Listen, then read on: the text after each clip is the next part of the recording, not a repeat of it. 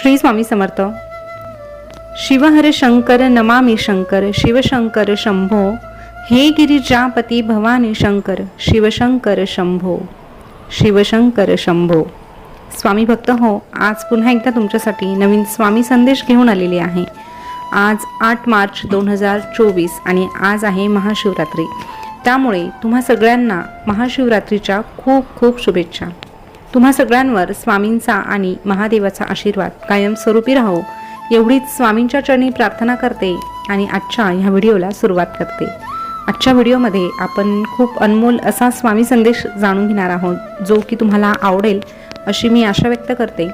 फक्त त्यासाठी आजचा हा स्वामी संदेश थोडंसं शांतपणे ऐका, तरच तुम्हाला त्यातला अर्थ समजणार आहे।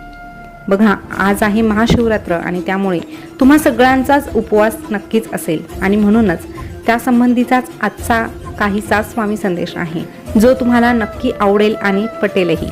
चला मग सुरुवात करते।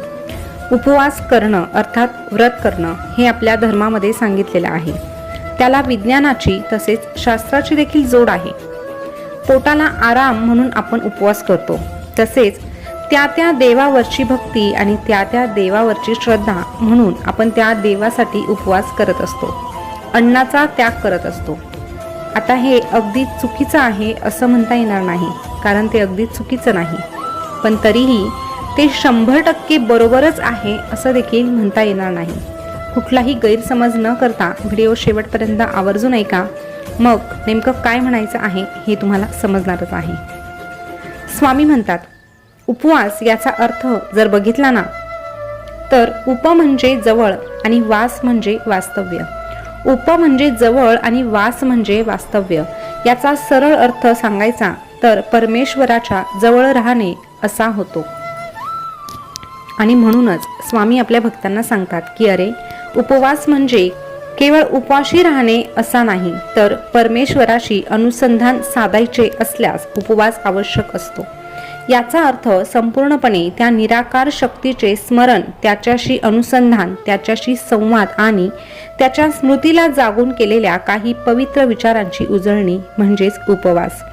पण आजकाल तुम्हा लोकांची उपवासाची मूळ व्याख्या कुठेतरी मागे पडली आणि फराळाची मांदियाळी सुरू झाली। सकाळी साबुदाणा खिचडी, दुपारी बटाट्याची भाजी, संध्याकाळी चिक्की आणि लाडू, तर अधूनमधून चिवडा आणि रात्री साबुदाणा वडा। आणि ही सगळी उपवासाची कसरत करताना त्या परमेश्वराच्या चरणी लीन व्हायचं तुम्ही विसरून जातात। त्याचं नाव घेणं तुमच्या लक्षातच राहत नाही। मग शेवटी झोपताना मात्र तुम्हाला त्या देवाची आठवण येते आणि मग तुम्ही त्या देवासमोर हात जोडतात आणि त्याला करतात नमस्कार। तुम्ही त्या देवाला करतात नमस्कार आणि मग म्हणतात की आता तरी घडवा आमच्या आयुष्यात चमत्कार, आता तरी घडवा आमच्या आयुष्यात चमत्कार। पण दुसरा दिवस उगावतो आणि तुमची ही जी उपवासाची मांदियाळी सुरू होती त्याने तुम्हालाच त्रास होऊ लागतो आणि मग तुम्हीच म्हणतात उपवास सहनच होत नाही, पण तरीही देवासाठी करावा लागतो। अरे, पण जेव्हा जेव्हा आमचा भक्त असा म्हणतो ना, तेव्हा आम्हाला खूप अपराधीपणाची भावना निर्माण होते रे, हे तुमच्या लक्षातच येत नाही। खरं सांगा, आम्ही तुम्हाला म्हटलंय का की कधी तुम्ही आमच्यासाठी उपवास करा? अरे, तुला कसं कळत नाही की अशा उपवासापेक्षा आम्हाला तुझी उपासना प्रिय आहे। आम्ही म्हणत नाही की तू आमच्यासाठी दिवस दिवस उपाशी राहा किंवा तुझं काम, तुझा धंदा सोडून आमच्या समोरच बस, पण आमचं फक्त एवढं म्हणणं आहे की थोडा वेळ का होईना तुझी चिंता सोड आणि तुझी चिंता सोडून तू आमचं चिंतन कर, आमचं मनन कर। मग बघ, आम्ही एका क्षणात तुझ्यासाठी चमत्कारही घडवू आणि तुला प्रचितीही देऊ। अरे, एवढंच काय, तुझं नशीब देखील आम्ही बदलवू, तुझं नशीब देखील आम्ही बदलवू। फक्त तू एक गोष्ट लक्षात घे, थोडक्यात काय तर उपवास म्हणजे मन व शरीर शुद्धीचा एक मार्ग आहे, ज्यातून तू भगवंतापर्यंत पोहोचतो, भगवंताशी एकरूप होतो। फक्त उपवास करून, व्रतवैकल्य करूनच ईश्वर प्राप्ती होत नाही। उपवास हे मन व शरीर शुद्धीसाठी करावे।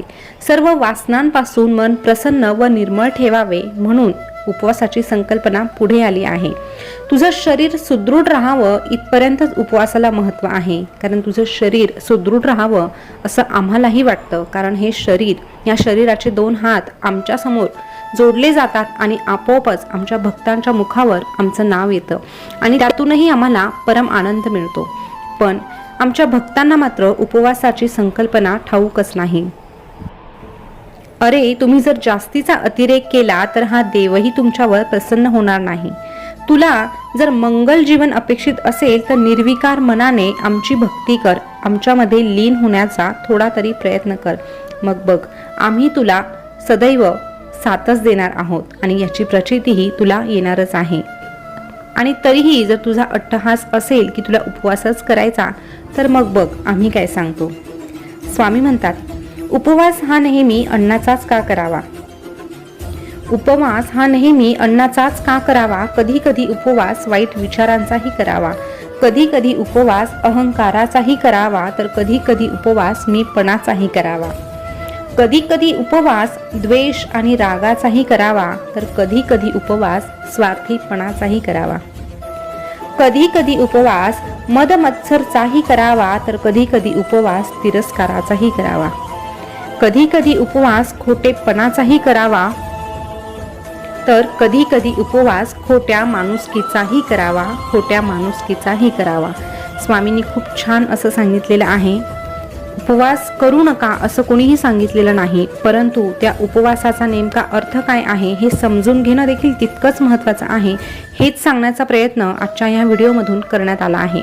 त्यामुळे या व्हिडिओच्या माध्यमातून कुणाच्याही भावना दुखावण्याचा हेतू नाही. आपली संस्कृती, आपला धर्म, आपल्या चालीरीती याचा आपल्या सगळ्यांनाच अभिमान आहे आणि तो कायम राहायला देखील हवा. पण याचं मूळ कारण आहे तर ते म्हणजे आपला परमेश्वर, आपला तो ब्रह्मांड नायक, त्याला कधीही विसरता कामा नये. एवढंच ह्या व्हिडिओच्या माध्यमातून सांगण्याचा एक छोटासा प्रयत्न केलेला आहे. शेवटी जाता जाता इतकंच सांगावंसं वाटतंय ते सांगते. उपवास करावा, उपवास आवर्जून करावा, पण उपवास करत असताना कायम स्वामी सेवेचा दुष्काळ संपवून स्वामी चरण कधीही न सोडण्याचा संकल्पही उपवासासोबत करावा. स्वामी चरण कधीही न सोडण्याचा संकल्पही उपवासासोबत करावा. मग बघा, या उपवासाचं फळ तुम्हाला दुपटीने काय, पण 1000 पटीने, लाखो पटीने, करोडो पटीनेही जास्त मिळणार आहे. कारण आपला उद्देशच आहे की आपल्याला स्वामींना अंतर द्यायचं नाही आणि स्वामींपासून दूर जायचं नाही. कारण बघा, स्वामींची आपल्याकडून फक्त एकच अपेक्षा आहे. स्वामींची फक्त एकच अपेक्षा आहे की त्यांच्या भक्तांनी त्यांचं कमीत कमी एकदा का होईना नामस्मरण करावं. स्वामींच्या भक्तांनी फक्त नामस्मरण केलं तरीही स्वामी त्यांच्यावर प्रसन्न होत असतात आणि हजारो लाखो पटीने त्या बदल्यात त्यांचं फळही त्यांना देत असतात. तर स्वामी भक्त हो, आजचा स्वामी संदेश तुमच्यापर्यंत योग्य पद्धतीने पोहोचला असेल अशी मी आशा करते. तसं झालं असेल तर कमेंटमध्ये नक्की सांगा. कोणाच्या भावना दुखवण्याचा हेतू नसला तरीही जर कुणाला काही वाईट वाटलं असेल तर त्याबद्दल मी खरंच तुमची खूप क्षमाही मागते. पुन्हा भेटूया नवीन व्हिडिओसोबत, नवीन माहिती घेऊन. आपले स्वामीसूत्र चॅनल ब्लॉगवरचे संदेश ऐकण्यासाठी चॅनलला सबस्क्राईब करा. त्यासोबतच शेजारचं बेल बटन प्रेस करायला अजिबात विसरू नका. पुन्हा भेटूया नवीन स्वामी संदेश घेऊन. तोपर्यंत स्वस्थ राहा, मस्त राहा आणि आपले स्वामी संदेश ऐकत राहा. धन्यवाद.